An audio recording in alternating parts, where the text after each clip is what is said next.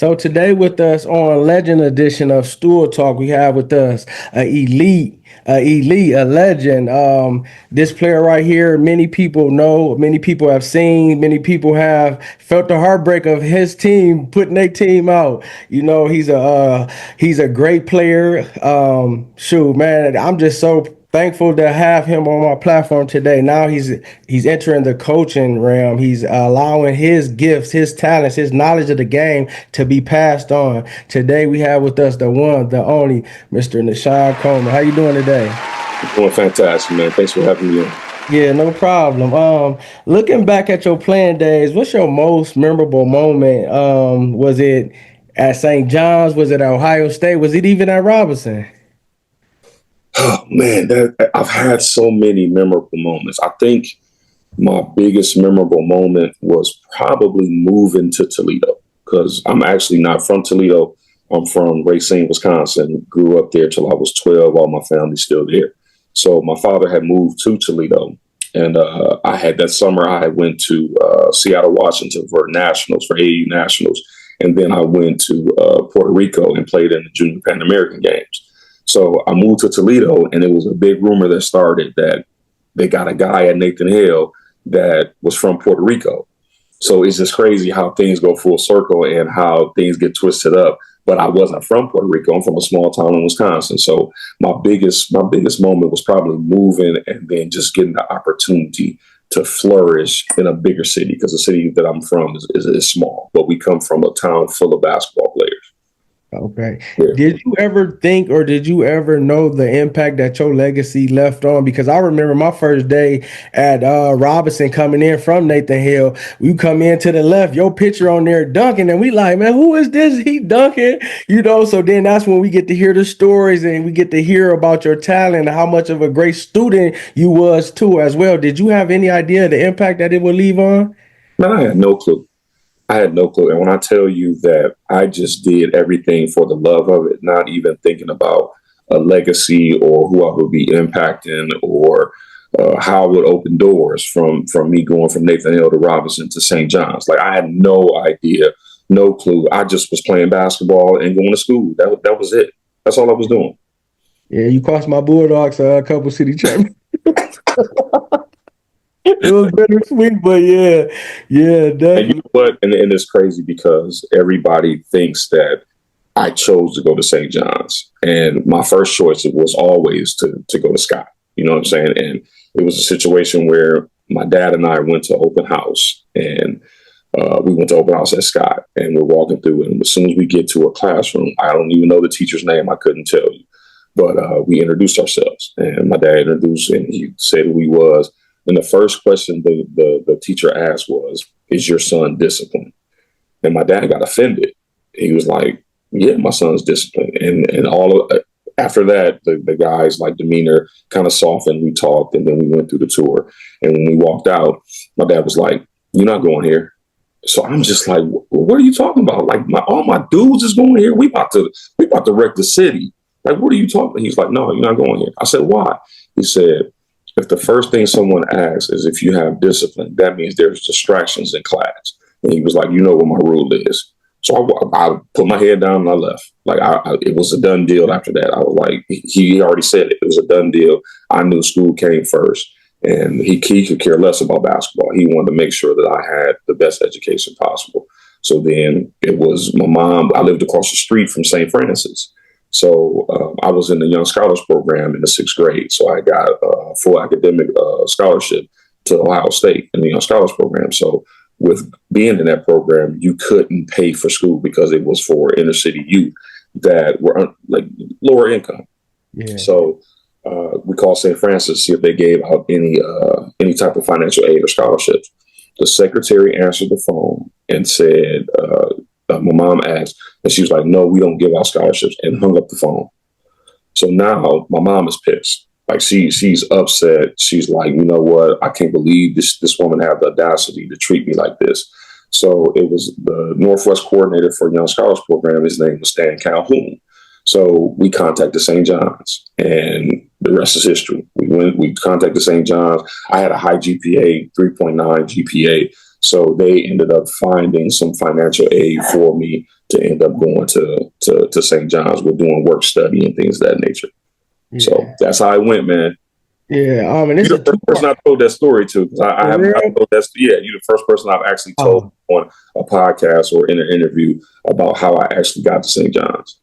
wow. Wow. That's amazing. This is a two-part question. Okay. With you going to St. John's, you already, having good grades, but how was the adjustment with grades and how do you allow your players to know and to help them? And even the coaching aspect, being that you was under the great coach Heinz, so how do you take what he have taught and different things with your coaching style?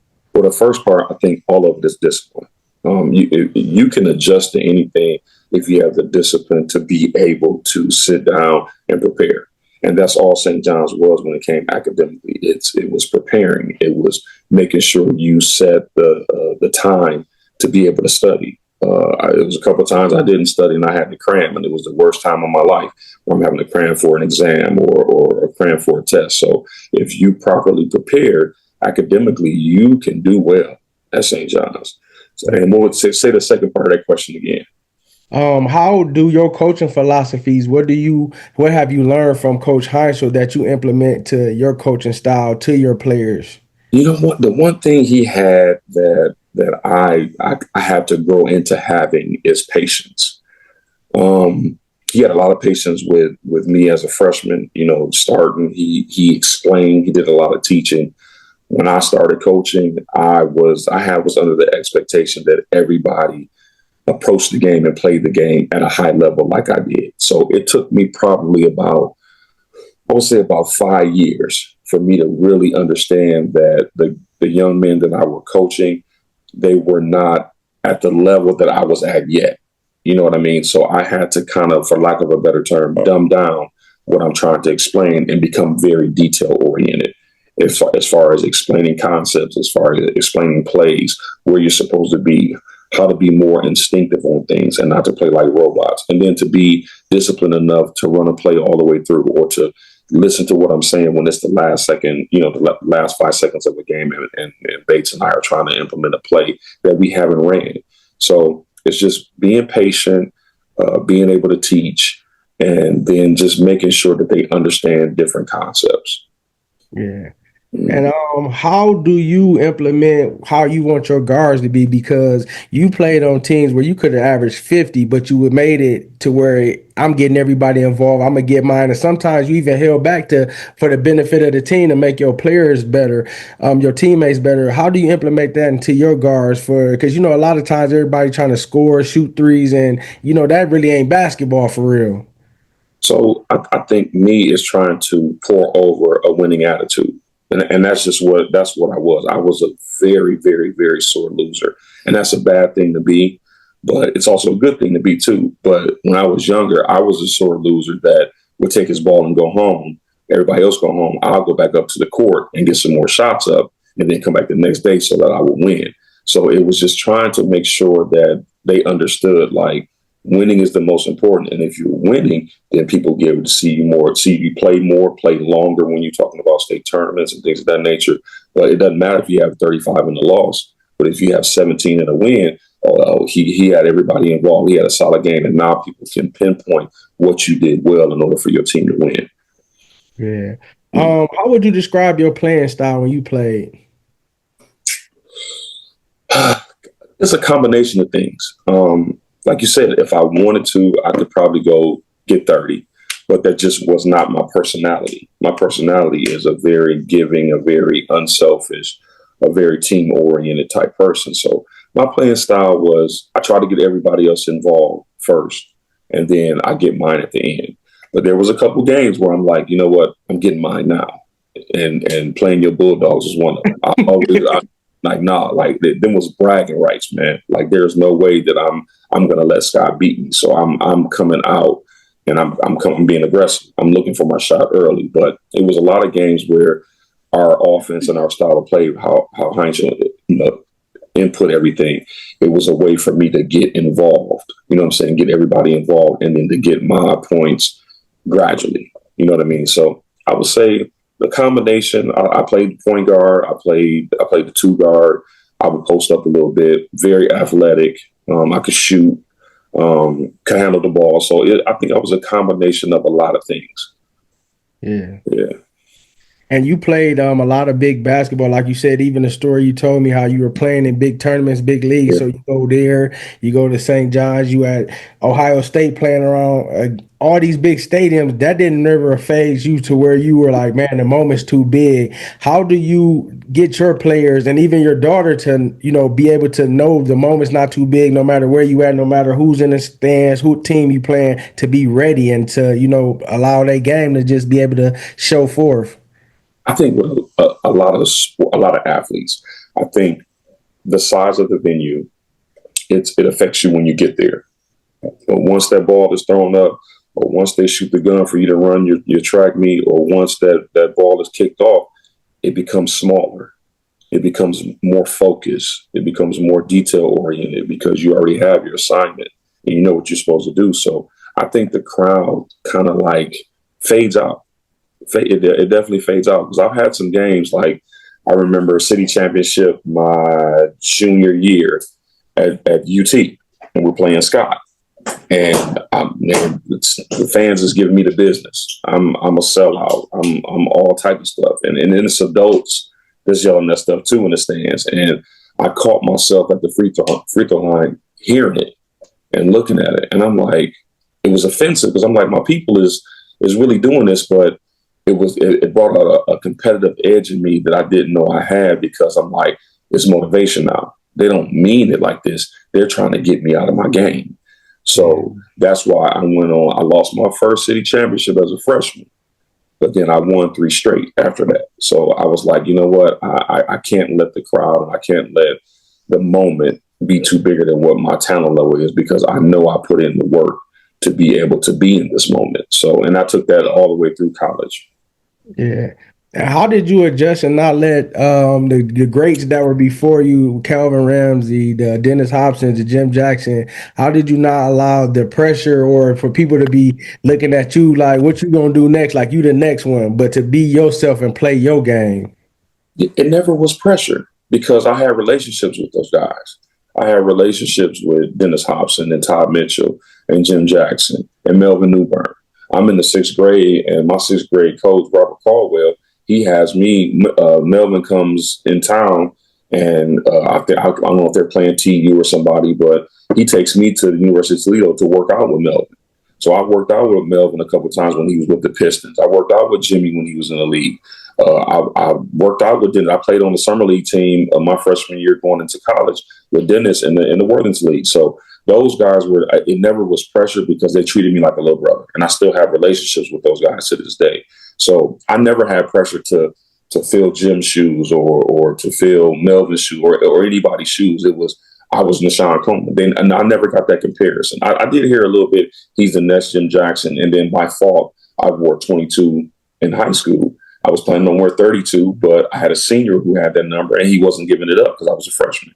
So I ended up wearing 22 because that fit. Not even fathoming that Jimmy wore 22 before I did. You know what I'm saying? So it just was, it's never been pressure. It's always been love. They've always showed me love, man. And so is Toledo. Toledo has showed me so much love. It don't make no sense. Yeah. Well, I got to ask you this. What's your favorite Mr. Caldwell line? I'll be 49 years or so this year. I'll be 49. So I still remember this. We be in practice, me and Lamar Rivers. So that me and Lamar, like that's he's been my brother since I moved. Shout out to Lamar. We be in practice. He say, you got to have dedication and motivation and determination if you want to get somewhere and be somebody. So that was 37 years ago, man. And that's still stuck in my head. And that's still principles that I live by. Because if you don't have that, how are you going to succeed? If you're not dedicated to something and you're not determined, and if that doesn't bring motivation for you to do something, how can you ever accomplish or be great at anything? Yeah. You know what I'm saying? So he was my first coach, Robert Caldwell, love him to death. He was my first coach, and he probably is one of the main reasons why I end up staying in Toledo. So shout out to Coach Caldwell. He's touched a lot of lives, man. and he knows what he means to me. He knows what he means to me. It's like, if you don't stand for nothing, you fall for anything. Y'all gotta listen to me. Boy, Y'all being hard-headed. I ain't telling you it's raining outside. You go outside, somebody peeing off the roof. so you got just as many as I do, right? Yeah, definitely. He was great, man. He took me my sixth grade year to the state championship the year that Scott won it with John White. Okay. You know what I'm saying? With Scoop, with Sean Scratchings, with Kashif Phillips. Like them was all my, even though I didn't go to Scott, them was all my dudes, man. They treated me like a little brother. Yeah. Yeah. Well, what is the state of basketball in your opinion now, and how has it changed? What's the good and what's the bad? Are we talking college? Are we talking high school? We can talk high school, then we go college. High school, the good thing that is different from my era is that every position is interchangeable. Like when I played, if you were 6'9", you was in the post. Jermaine Tate played in the post. Yeah. You know what I mean? If you were 5'10", you were a point guard. I was 6'3", so I played the point, but most of the times I was a shooting guard because everything was individualized by height. Now it's so interchangeable, man. It's such a beautiful thing that you can have a 6'8" point guard. You can have a 6'4" guard who can post up that strong. So it's amazing how it's evolved. The bad thing is that there's such a sense of entitlement in high school that you have to build strong relationships with your players, because everybody and their mom and dad expects them to go D1 or expects them to go to the league, when in actuality, it's okay to go D2. It's okay to play D3, because there's a small percentage of people in the world, athletes in the world, that get to that. So we're talking percentages. You're talking maybe 3%, 2 to 3% play at Division I, Division II, Division III, or NAIA. The rest of the 98% that are playing basketball, they're done their senior year. So wherever your child is at, if they don't get any better, then that's where they're at. That's where God meant them to be. So you can't live through your kids when you're doing this thing, man. So I would say that in college, the bad thing I feel is the transfer portal. I feel like there should be some sort of restrictions on how many times you can transfer, what you got to do when you transfer. When I was playing, you had to sit out. I don't believe in that. I don't think that, it could be a bad situation that you just didn't know was going to turn into this. So you should be able to opt out, after that year or two, and you're just not happy. But to transfer 3 and 4 times while you're in college, I don't think that that's good. The good thing I appreciate and I love is the NIL. Like that is, people have different perspectives on the NIL. I don't. I think these young men and women should get what they can. You know what I mean? And you got these old school coaches. Well, they're professionals now because we're paying them. No, you should have been paying. It's times, and people don't know this, but it's times when I was in college that my dad was injured. He hurt his back at his second job. So now we're looking at, I don't got no money for a haircut. I can't go to a coach to get no money. They're not giving me no money. I'm having to call my grandmother in Wisconsin. Hey, Grandma, can you send me $50 so I can get a haircut? You know what I mean? Because I'm living on campus. I'm not getting an off-campus check. So everything is meal plan and this, that, and the other, and there's no money. And I'm having to wait. You know what I mean? So this NIL and them getting paid, get every penny that you can, because you deserve it. You out here, you're flying in the middle of the night, coming back to go to class. You're treated like a professional athlete because you're working and you're playing and you're doing the things that a professional athlete does. Why not get some money for it? So I'm all for NIL. I'm all for these young people getting paid. I feel like somebody owed me some money because I should have got a couple dollars when I played somehow, some way. But no, I think that's the best thing that could have happened, is that these young people fought and really understood how to fight to get paid for their name, image, and likeness. Yeah. Did you always know that you were going to go into being a coach? Did you see it? Was it something happened? Did somebody need some help? What inspired you to move into your coaching career? I really don't know, man. So I started coaching AAU, and I was coaching developmental AAU. And I liked it. It was cool. It was something to do. It's in the barbershop.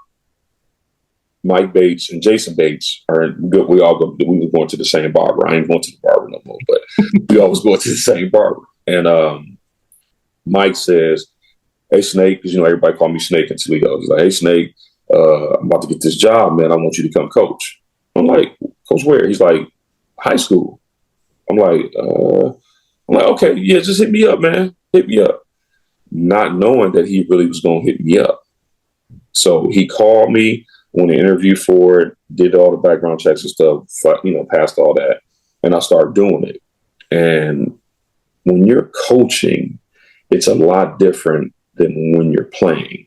So what I had to do is I had to separate Neshaun Coleman, the player, and turn into Neshaun Coleman, the coach. Because like I said, I'm coaching like I'm a player. So it's very competitive.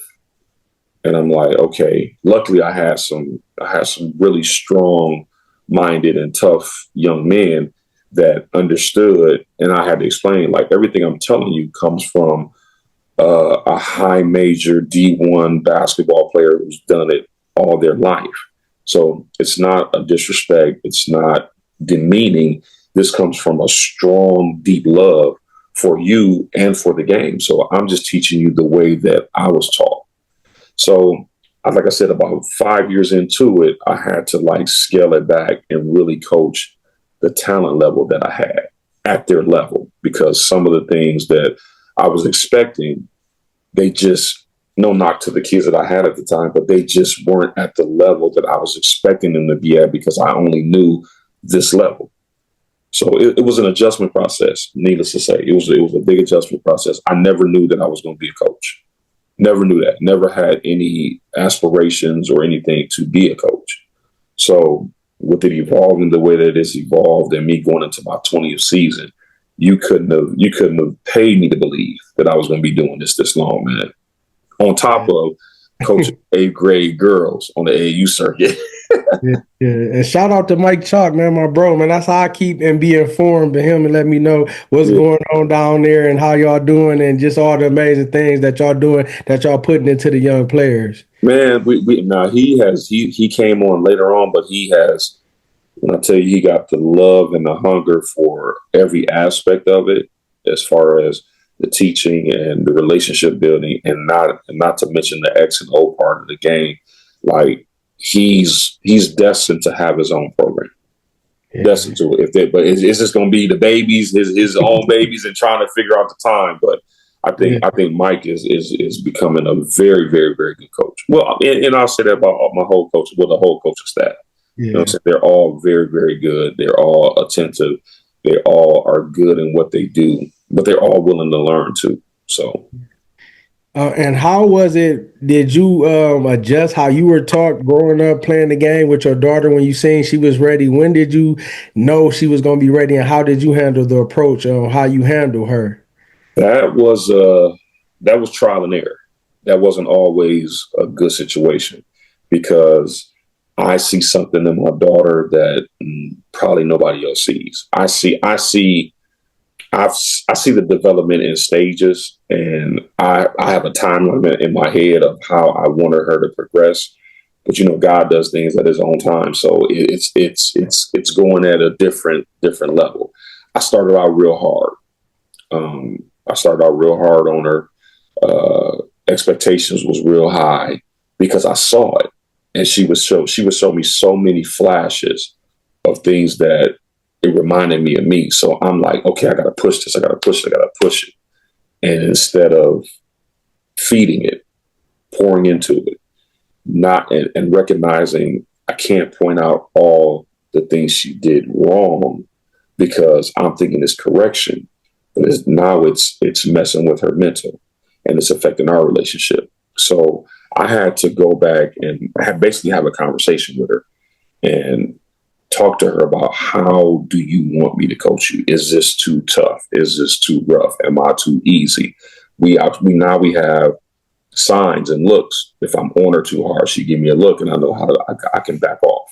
You know what I'm saying? But we also have a look. If she's not doing what she needs to do, I don't have to yell. I'm like, okay, you need to pick it up. So it's been a learning process. I'm doing it from a standpoint because she told me this is what she wants to do. I'm not doing it from a standpoint where I'm living through her. And that's the difference between me. I'm pushing because you told me numerous times that I want to go to college. I want to play high D1. I want to go to Ohio State. I want to go to Texas. Oh, this girl, I want to go here. Oh, they got her ranked here. She's not better than me. And I'm like, okay, well, I gotta push you then. This is what you have to do to get here. This is what you have to do to get to this stage. So it became at a young fourth and fifth grade age, it became rough. I had to scale it back a lot.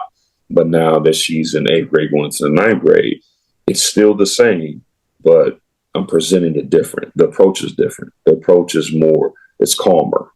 You know what I mean? It's more passion behind it rather than not necessarily anger, but aggressiveness. Like, you need to do this now. It's like, no, okay, let's take a step back. Let's dissect it. Let me show you what you're doing wrong. Let's correct it. And then I have a village. Like, people know that I know a lot of people in Columbus and Toledo. I got a lot of good friends that have played basketball. So I don't do it all. Mike Bates does some. Menchaca does some. My boy Cody Ballard, who's the head of our grassroots girls AAU program, he does it. Vale Sims does some. Like there's a bunch of people.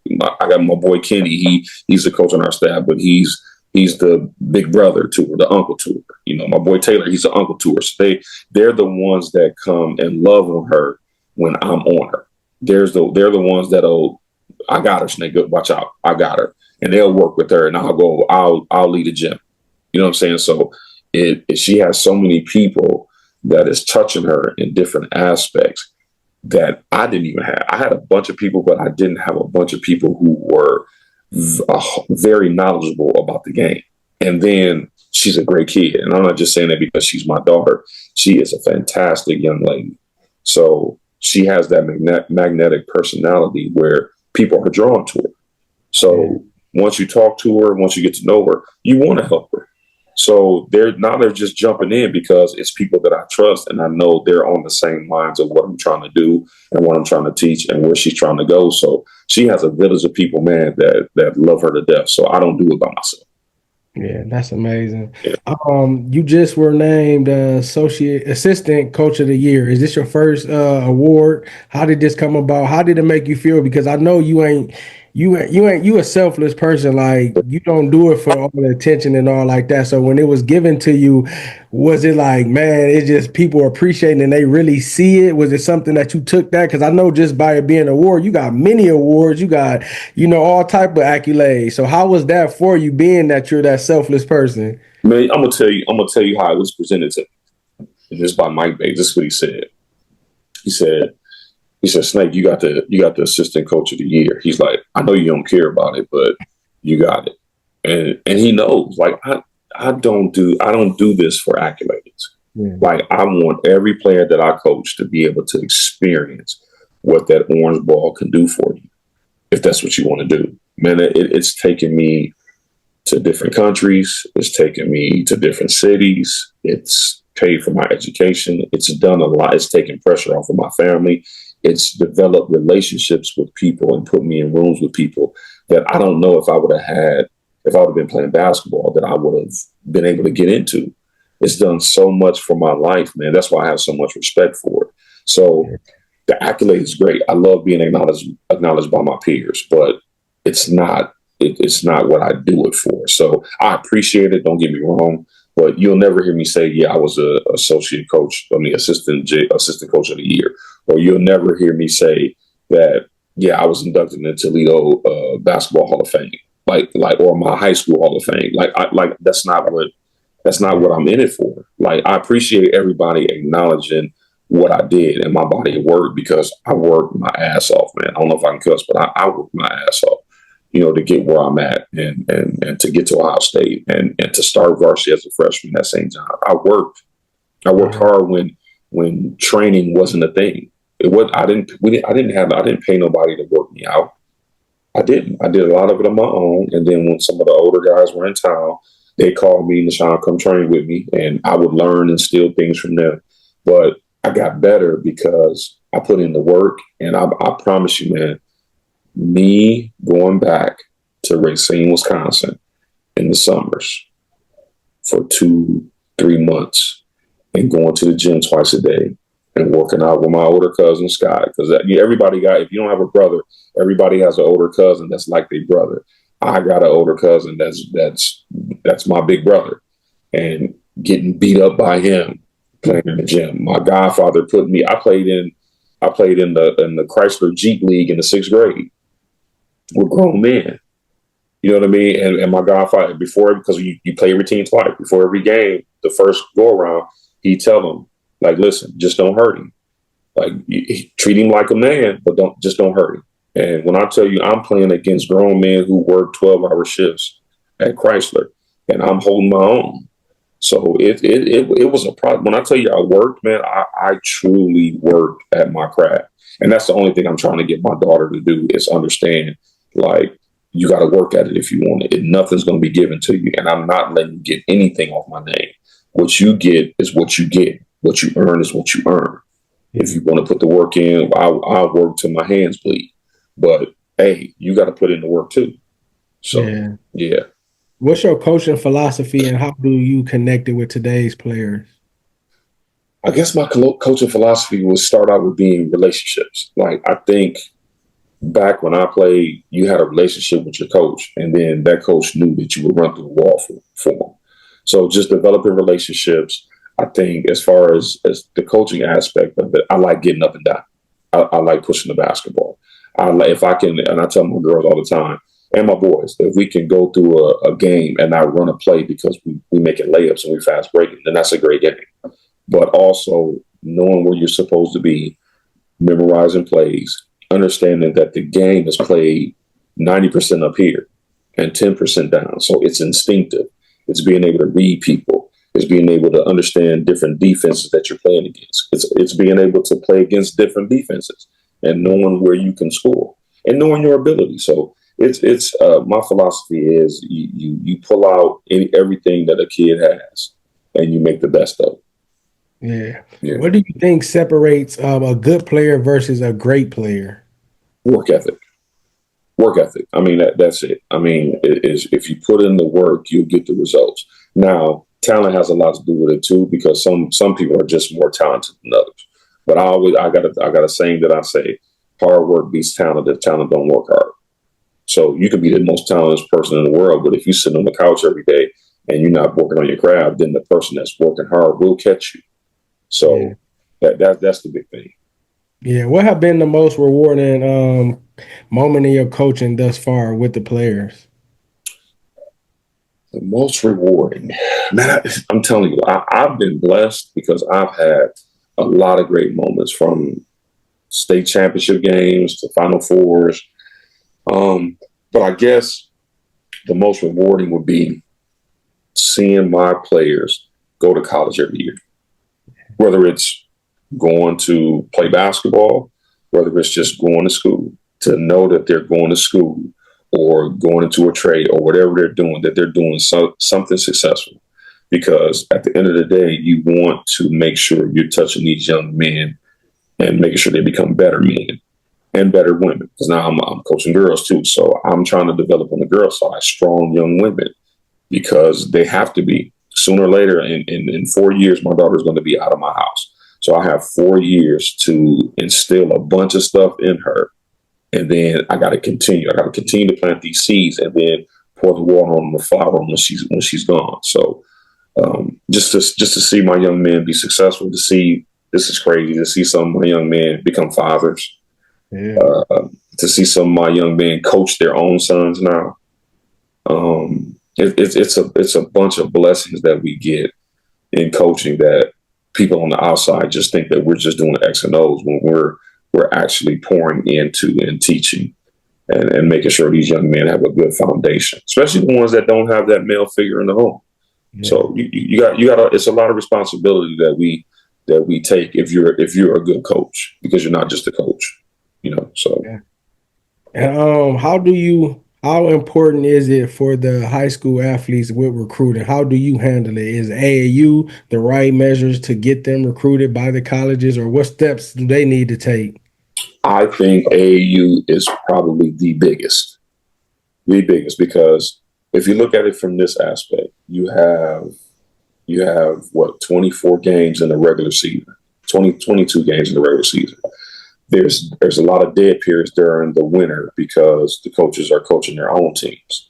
So if you're a college coach at Syracuse and you want to come see me play, but then you got 10 other kids that's in my class that you want to see play too, are you going to go to those 10 different cities, or are you going to go to Indianapolis to the EYBL session where you can see all 10 at one time? Yeah. So that's what you do. It's the numbers game. It's demographic. It's traveling. So AAU it's a necessity. It's a necessity. If this whole social media and how AAU is done was done back when I was playing, it would have been crazy because we had maybe one or two true AAU tournaments, and then it was the Nike All American Camp or as ABCD Camp, which was Adidas, or you go to 5-star. So those were the exposure places where coaches got a chance to see you play. So AAU is definitely needed. Yeah. Do you see yourself coaching in college? Do you want to coach at the next level, or do you want to just stay where you at right now? Absolutely not. I have no desire whatsoever to coach in college. And the reason being is I am a person that I don't like a lot of change. So the way college is, if you're not, you constantly could be moving. If you're not a head coach, you get fired. Your head coach gets fired, then you get fired, and now you got to look for another job. I just never liked the instability of being a college coach. So I have no desire. I have no desire to do that. Yeah. Yeah. What's your goals for your team this year, as far as when y'all head to the AAU? Just for them to get better, for them to understand that every chance we get a chance to get on the floor, we got to improve.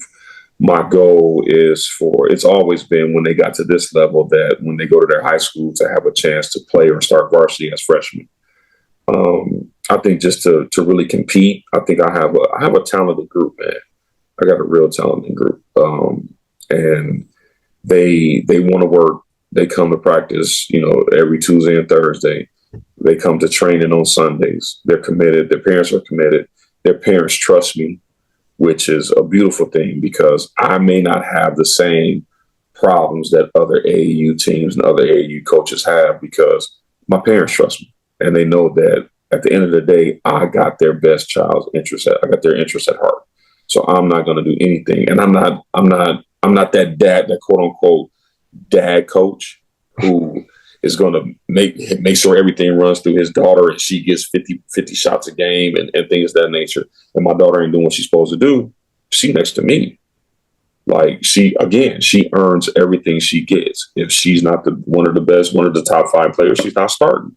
And she knows that. So that's what pushes her. But I think just to have the goal of improvement, being competitive, making sure that they get what they need from me, and then winning will come. Yeah. Last couple questions. I'm gonna get you out of here. Okay. All said and done, what do you want your legacy to be as a coach? That's crazy because I never thought about having a legacy as a player or as a coach. So it's a real difficult question for me. I guess I want my legacy to be that I poured everything that I had into my players. And that's basketball wise, that's life wise, that's being a mentor, that's being a father figure, whatever they looked at me as. That's what I want to be. I'm hoping that none of my players ever said that I wasn't a good person or I wasn't a good coach or I didn't care. And none of them could ever say that, from giving them meals, taking them to eat, giving them bus fare to get home, giving them rides home, whatever it takes. That's what I have to do. You know what I mean? And I pride myself on being that person to be able to help and mentor and pour in. So that's what I want my legacy to be. Not I could care less about the wins and losses and the accolades. It's okay when I'm out of here and people are talking about me, man, he was a great person. Like he could hoop, but he was an even better person because he was always there. He always had a smile on his face. He never had anything bad to say about anybody. So that's what I want. Yeah. Whatever comes to your heart, can you give words of encouragement to the youth, to the young hoopers, whether it's male or female? Be disciplined. Make sure you are conscious of everything that you do because somebody's watching. Um, get your grades. Stay out of trouble. Make sure you're a leader and not a follower. And sometimes you either got to change your friends or you got to change your friends. And what that means is sometimes you have to change your friends to thinking with the same mindset that you have and the goals that you have, or you got to change the group of friends that you're being around because they can lead you the wrong way. So believe in God, trust in God. That I'm a big person that is very into faith. And I know I wouldn't be in this position and my daughter wouldn't be in the position that she's in if it wasn't for God. So it's always been God, family, then sports. So that's the big thing. Yeah, and I need to drop from you. Say your first last name and you coaching in purpose. Neshaun Coleman from Racine, Wisconsin, by way of Toledo, Ohio, now in Columbus, Ohio, and I'm coaching with a purpose. Love it. Definitely. Thank you so much for having me, bro. Like, again, I apologize for waiting this long, man. I'm glad we finally got it in. Yeah. I'm glad you're doing this because you had another one of my young ladies on your show, Kendall, Teamer Kendall. Oh yeah. I got to get her back on. So, I love her family too. She just joined our team this year. Okay. And knowing her mom Stephanie and her dad Craig for a while, and it's crazy because her uncle Stephanie's uncle, rest in peace, Kai Tisdale. He used to be my mentor in high school. So it's crazy things come full circle because now I'm able to help his great niece. So it's beautiful, man. So I appreciate everything you do. And this is a good platform. Keep doing it. Keep reaching out to these young people because they need to be heard. And it feels good. It feels good to. I know my daughter is looking forward to it. And it feels good because this is her first interview. She's never been here before. Wow. So you're the first. You're the first for a lot of things, man. So I appreciate you. Staying on me and trust me, I wasn't. I'm trying to like stall you out and nothing like that. I'm just glad that we got here safely and do it because time permitted. So I appreciate you a lot, man. Appreciate you too. And then y'all both got the secret weapon because y'all got God and y'all allowing that to be known. That's when she said that in the inside, that made my heart jump because I love when the young athletes know where their strength is coming from because you're going to go through different stuff. As long as you know you got God with you, then you good, especially even as an athlete. Yep. And I'm going to tell you, I owe that to her because I knew I always had God, but sometimes he goes to the back. He's not in the forefront. She brought him back in the forefront of my life. And it was crazy because one of my coworkers sent me a Bible app. And I'm like, Nate, I knew she had listened to the Bible and was reading the Bible. I'm like, Nate, here, this is an app. She was like, Dad, I already got it.